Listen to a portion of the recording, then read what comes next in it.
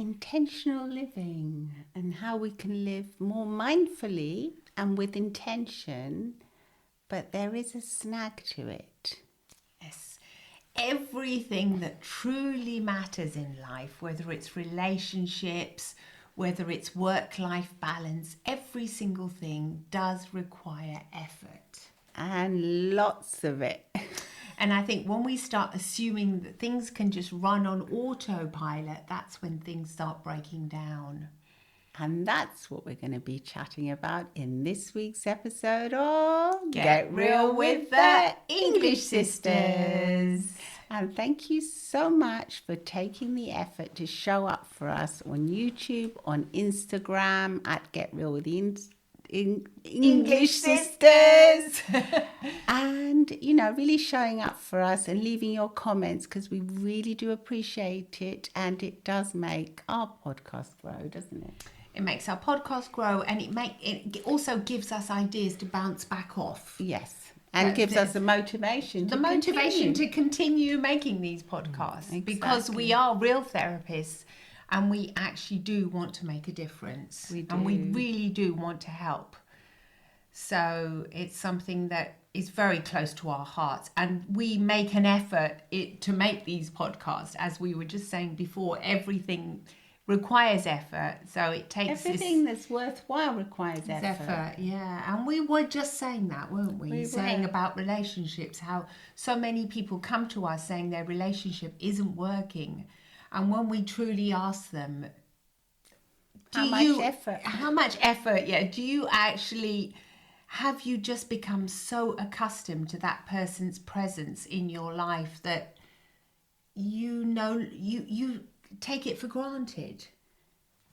I think that's a good point. Yeah. You do take it for granted, and then you suddenly think that because you are in a relationship that it doesn't require effort anymore. So it doesn't require you to show up for that person, or to make the effort to be like charming or funny, everything that you used to do before. Because at the beginning, we all know that when we first start dating, that requires a massive effort, so much effort that people don't even want to date. They hate dating. Exactly. So many people come to us saying, I'm single, but I hate dating, because of the effort that dating does require, because you have to socialize, and you want to look your best, and etc.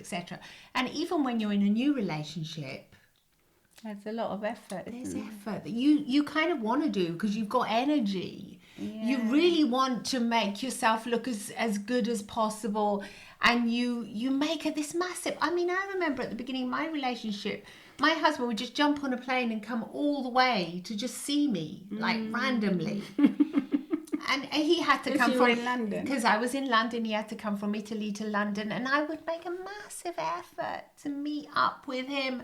There was so much effort, and now I think sometimes, are we running on autopilot too? I do think about that. Well, I put the effort. We all run on autopilot. I don't think there's any way of getting away with it. Yeah. And I think it is useful for us, because otherwise we wouldn't be able to cope, probably. There'd be too many. But I think that, every day we should make the conscious effort, bring it into your conscious mind, to just get out of that autopilot and say, hey, so if if your partner comes home and you're used to, like what I do, sit, if I'm sitting on the sofa doing some online work or something, and my husband comes home, I'll usually say, hi, darling, and then he'll come over and he'll give me a kiss.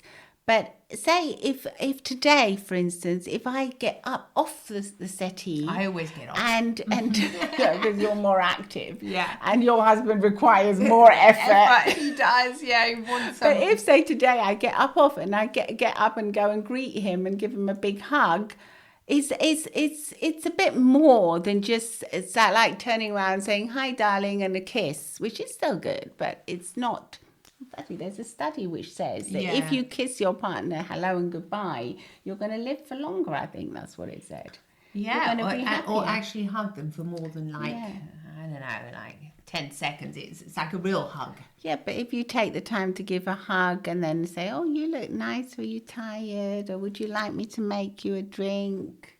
That's Or a really sweet. coffee. Or it's just, like, for example, a lot of the times me and my hubby, we enter the house together, and it's just, it's sort of like taking your work stuff off and entering a different space, which is your chosen home space, your home environment, which you have to consider it a bit like your love nest. But does that take effort though? It takes a massive effort. What? To just come home and take your clothes off? No, to enter a different brain state. Stop talking about work, because I also run the family business together. So you have to stop. That's an effort. It's effort. You have to stop talking about the work that you were talking about 5 minutes ago. It's all right on the way back home, like in the car.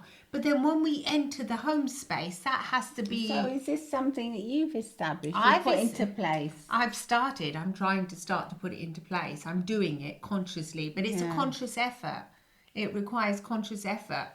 And is there a reward associated with it? Well, yeah, because I see him more like my romantic partner and not just like my... yes, exactly. Not like my work colleague. I think that's really important. It is because important. you choose, you build, you make your house together, and you choose to live in that space together, and that has to be, that's your romantic space. Yeah, I mean, there's a famous date night, isn't there, when you have a date night, but... Sometimes I don't do that though. There there have been times in my life. Into autopilot, don't we? When you just don't want to make that effort, especially if you've been in long-term relationships. And you're really tired. Or you're really, really tired. But even if you're really, really tired, but you're in a short relationship that hasn't lasted that long, you still get that adrenaline.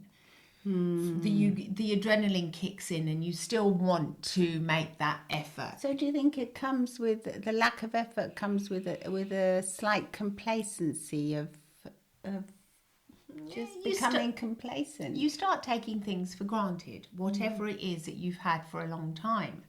If you've had a good job for a long time, you'll take that for granted, and you'll put less effort in than you'll see the new person that comes along putting massive effort in. It's everything. It's just anything that you want to really flourish, you have to take great care of.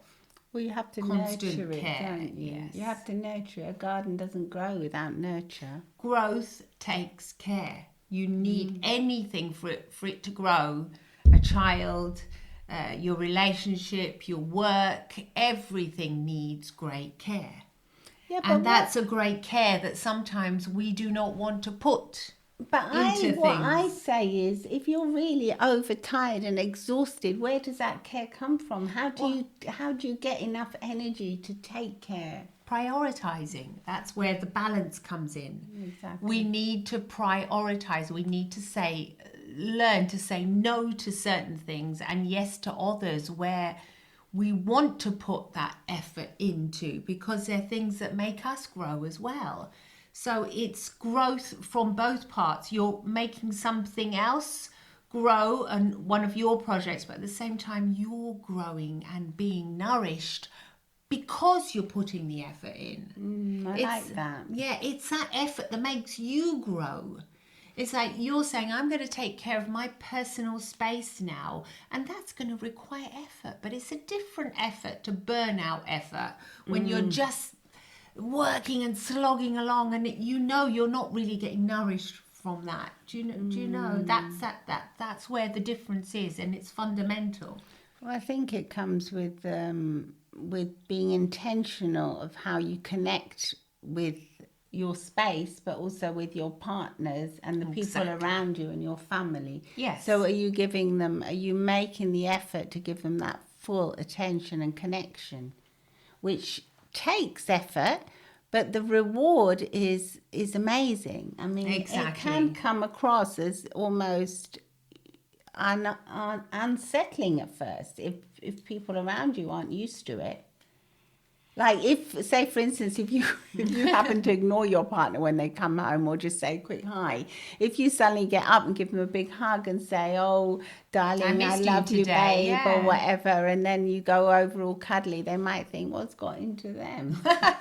Well, You know, they might even have alarm bells might even go off because they're not used to you being like Well, that. I suppose you just say, look, I want to live more intentionally. I don't want to take you for granted, darling. That's why I'm doing this. Yeah, but because they I might really think- appreciate they you in might my suddenly life. think that you're having an affair or something. Well, look, I wouldn't think that. I mean, I don't know. You wouldn't because you're used to it. But if you happen to not be used to it and then you suddenly get all this attention. Well, then that's where you have to say, look, I want to live more intentionally. But You then can they say explain- why. Because I feel like I'm just taking things for granted, and living on an autopilot is not a nice way to live because you're not consciously aware of things. So I guess you would have to say, look, I listened to a podcast or something. You'd have to explain. The other day yourself. I listened to a podcast and they were talking about intentional living and how it's important not to just take things for granted, and even relationships take effort, but it's a good kind of effort, and I wish to implement that in my life. Yeah, because I think a lot of people think that if you are in a good relationship, it doesn't take effort because it should be effortless. But we've been married for over 30 years, and we can guarantee that it does take showing up, being present, making an effort. saying thank you. It's so, I mean, for an English person to say please and thank you can seem like a ridiculously obvious thing. But for example, here in Italy, every time I say thank you to my husband, he's like surprised and delighted by it. Even if he just brings me a coffee over and I say, oh, grazie, amore. That grazie, amore. The other day, he actually said to me, gosh, you're so wonderfully polite or something, he said, which is, and I realized because in this Italian culture, they don't use as many please and thank yous. Everyone all over the world, English people are like, they're instilled within them at a very young age. Your please and thank yous are like essential, but it's not part of every culture in the world. Some other cultures just have a smile, or I'm not an expert in other cultures, so I wouldn't know, but I know that English culture, that's how you're taught, aren't you?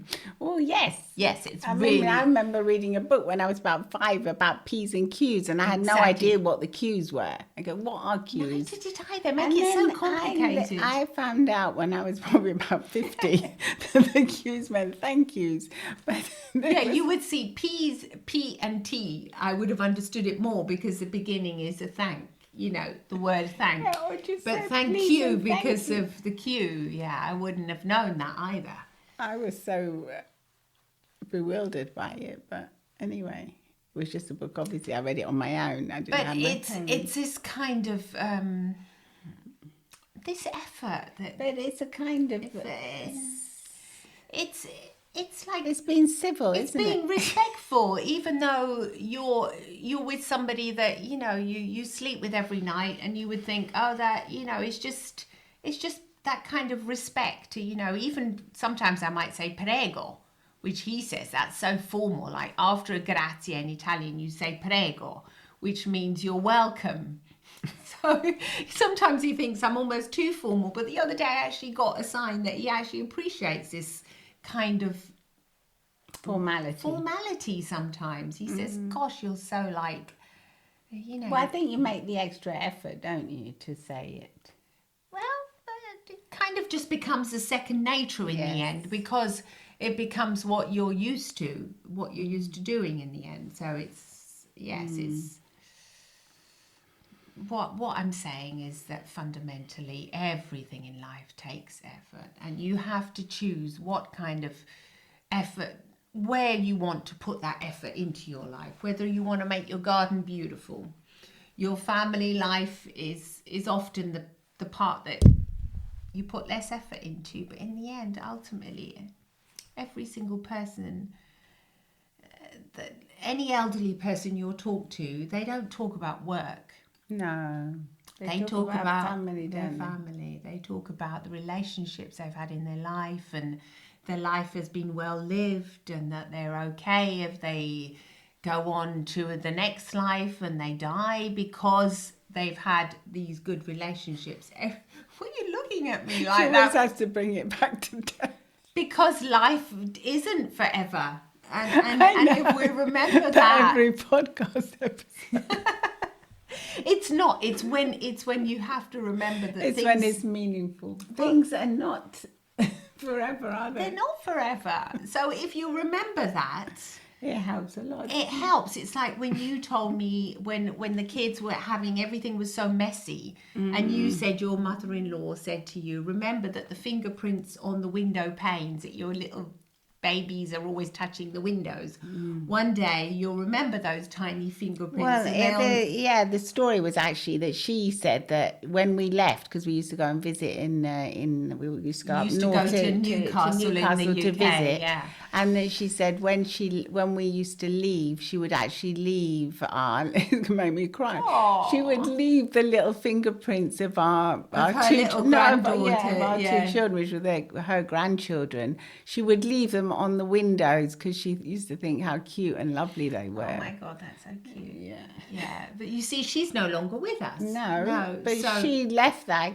I mean, she told us a story which we treasure, because then whenever I would be at home, maybe shouting and screaming, thinking you've left a big mess in the room, I would think of the fingerprints. And you on told the me window. that story, and I hopefully told we'll you. tell you. You know, I told you, and you appreciated I it as loved well. it. I thought, wow, that is incredible. That just makes me appreciate, all the little messes that I would see. I think, oh, I see a little dinosaur there on the floor today because it's a sign my little one has been playing with this dinosaur toy. And okay, that's fine. There has been life there. It just made me it makes you focus on what's important and what isn't important, really, and it's what we need to be cultivating more of: our relationships with our friends, with our family, with our loved ones, which will make us feel better, more grounded, and less stressed and less anxious. Absolutely, we need to prioritize that kind of effort. Yeah. Like the other day, we were at just yesterday, we were at the petrol station, and my husband, he always has a little chat with the people there. That's nice. And the lady that was putting petrol in the car, he said, how are you? And she said, oh, I'm really stressed out now because my daughter's hurt her ankle and I have to go and buy her some crutches, and or hire them somewhere. They're expensive, and financially, we're not that well off now at the moment to buy these crutches. So my husband thought, oh, I had a pair of crutches that I don't use anymore. I'll go back home. He was even ready to go back home. Or this afternoon after work, we'll bring them to you. And she was like amazed by it. And because she only knows us because we put petrol in the car every week. And that's it. But because of the fact that she always asks us, how are you? She puts that extra effort in. She doesn't just serve and say, how much? She actually comes, oh, how's it going? How are you? It makes that special kind of connection that she started it. And then we were able to help her in some way. And even though in the end she says somebody else has lent me the crutches, so you don't have to worry. But I thought that's kind of that special effort that you put in is also making you feel good, because we felt good because we could help her. And she's just a neighbour, somebody that's here, a local person, but it's somebody that you can actually help. So that kind of effort is going to make you feel good and ultimately make you feel less anxious about the world around you as well, because there's not much you can do for the big wide world, but your small community can really help you if you manage to help somebody in your community as well. That's the kind of effort that's worth it, I think. There's been so many studies on how random acts of kindness can really help us, help our mental health and help us feel better, feel less depressed, feel less anxious, feel more as if we have agency over what's happening to us, and it makes us feel more in control. Just being able to help people. Yeah, you're absolutely right about that. It's something that's so easy to do. My husband's face lit up. He thought, I've got a pair of crutches. I'll lend you ours. Who cares? I don't need them anymore. I've had my knee surgery off. He was delighted to be able to help. So I think that any one of us that believes that relationships, being with your girlfriend, with your boyfriend, with your whoever it is, it shouldn't require effort. That's a false belief, and it's a dangerous one. It is dangerous. The confusion is where you think that You can't because be at ease. they love you, you can't be at ease. That's a different situation. You can feel comfortable. You can just, be in your pajamas around someone, and you don't always have to have your hair perfect, etc. That's a different. We're not talking about that. No. Because that's lovely when you can feel comfortable with somebody, that you don't always have to, be on top form, etc. We're not talking about that kind of effort. That's different. That's being at ease with somebody. The kind of effort is the effort that you're always seeing them as somebody that's special in your life. And that requires effort. And being present for them. Being present. So being in the present moment to give them the attention. So not always being on your phone or being absent. Because sometimes you can be in a room with someone and you're not even You're really just there. alone. Yeah. You can feel alone, especially, you can just So it can they're just on their be- phones. It can just be like having dinner together or eating out together, but actually being there and chatting and talking and looking at the person in their eyes. Giving them eye contact. Eye contact, that's so obvious, but it's so underrated. Giving a person the eye contact they deserve, your child, your partner, the people you work with, if that's effort, that might be more effort than you want to, but that's real connection. Yeah, even giving yourself eye contact. So like looking in the mirror in the morning and giving yourself eye contact and saying, I appreciate you and I love you and I'm you're here worthy. for you, because you're also worth the effort. You are definitely worth the effort. You are worth it. You are enough. Like what they say, you are enough, and you deserve to have that effort. And the thing is that when you make the effort to invest in your relationships, in your community, in your living intentionally, living mindfully, then the effort's all worthwhile. So you reap so many benefits from it that it's inspiring and it makes you feel good. And it gives you that dopamine rush that you need. It gives you all those good feel-good hormones that you can take in and absorb and enjoy. And the effort's worth it. You see the growth. You'll see the growth. It's like a flourishing, beautiful garden. It'll be green and packed and beautiful. So it's definitely worth it. Definitely worth it. And I think that's the effort we put in for today. And I hope you appreciate it, because we really do love helping you. And so do come and see us on our YouTube channel, where we also have the video version of the podcast. Do come and say hi on Instagram at Get Real with the English Sisters, and also visit the link in our bio on any of our social media profiles, where we'd love to say hi. And you can also text us or message us on Apple Podcasts, Spotify, or wherever you get your podcasts. Thank you for listening and for watching, and see you soon. Love and smiles from the English Sisters. Bye.